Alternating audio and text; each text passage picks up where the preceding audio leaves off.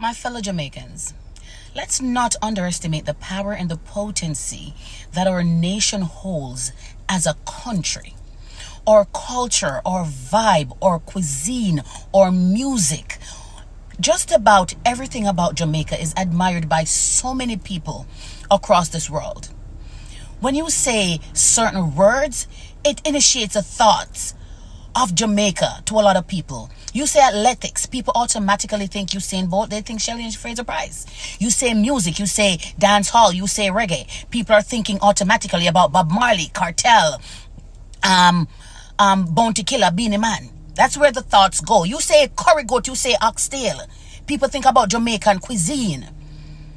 You say certain things and automatically people think Jamaica. You say the Caribbean and people think Jamaica is a representation of the Caribbean. People think that Jamaica is the Caribbean. Other nations, no disrespect, it's just what the people them think. But right now, I feel like we've gotten to a place where we all know that, if something is not broken, we don't try to fix it. But our system is broken. There's absolutely no reason for Jamaica to be producing this amount of crime on a daily basis. I saw statistics that display that Jamaica, we decreased in terms of death. For January, it was 73 in comparison to other years. And yes, it's a decline, but it's still not something. This is not the level we want crime to be at. But crime will forever be at these places because the lawmen can do so much and no more. We have lawless men running our country. We see the crimes, we cover them up, we condone them.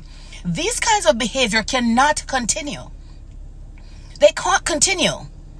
70-year-old woman murdered, I don't care for whatever reasons. That kind of brutality is not accepted. We don't justify those behaviors.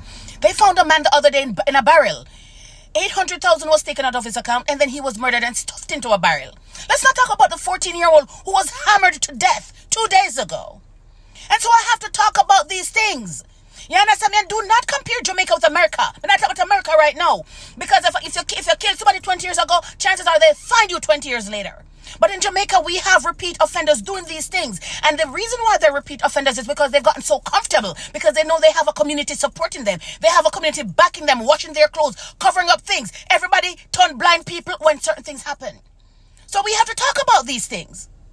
And then when lawmen do them thing, everybody want black road. Ain't nobody blocking road for injustice and certain things. We have to do better as a nation. We set the bar for so many different countries. We have to eliminate crime and restore our country.